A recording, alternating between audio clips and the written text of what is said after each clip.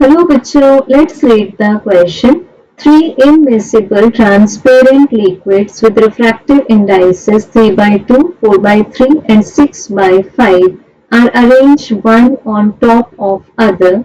The depths of the liquids are 3 cm, 4 cm and 6 cm respectively.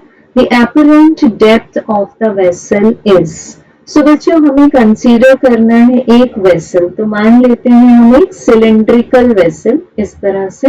अब इस cylindrical vessel में तीन ऐसे ट्रांसपेरेंट लिक्विड्स फिल किए गए हैं जो आपस में मिक्स नहीं हो सकते और इनके रिफ्रैक्टिव इंडाइसेस गिवन है हमें 3 by 2, 4 by 3 एंड 6 by 5। अब बच्चों इन लिक्विड्स की डेप्थ है हमारे पास में 3 सेंटीमीटर, 4 सेंटीमीटर एंड 6 सेंटीमीटर। तो हम अगर यहाँ बॉटम में एक स्पॉट ले लें तो हमें निकालना है कि ये स्पॉट को जब हम ऊपर से ऑब्जर्व करेंगे तो हमें कितना रेज्ड दिखाई देगा ये। सो बच्चों सबसे पहले हम क्या मान लेते हैं कि बिल्कुल बॉटम में एक लिक्विड है जिसकी डेप्थ गिवन है हमें 3 सेंटीमीटर और इसका रिफ्रैक्टिव इंडेक्स है 3 by 2। अब इसके ऊपर एक और लिक्विड है इस तरह से जिसकी डेप्थ गिवन है हमें 4 सेंटीमीटर और इसका रिफ्रैक्टिव इंडेक्स है 4 by 3। और बच्चों फिर सबसे ऊपर एक और लिक्विड है इस तरह से, ये तीनों लिक्विड्स आपस में मिक्स नहीं होंगे, तो इस लिक्विड की डेप्थ गिवन है हमें 6 सेंटीमीटर और इसका रिफ्रैक्टिव इंडेक्स है 6 by 5। अब हमें फाइंड करना है कि ये जो स्पॉट हम लोगों ने बॉटम में ड्रॉ किया है ये हमें कितना रेज्ड दिखाई देगा। So as we know, the refractive index of the medium is equal to the real depth divided by the apparent depth।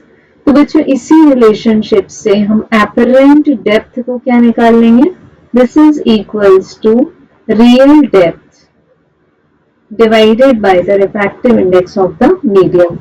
तो हम जब first, second and third medium के लिए टोटल एपरेंट डेप्थ निकालेंगे तो that will be d1 divided by μ1 plus d2 divided by μ2 plus d3 divided by μ3।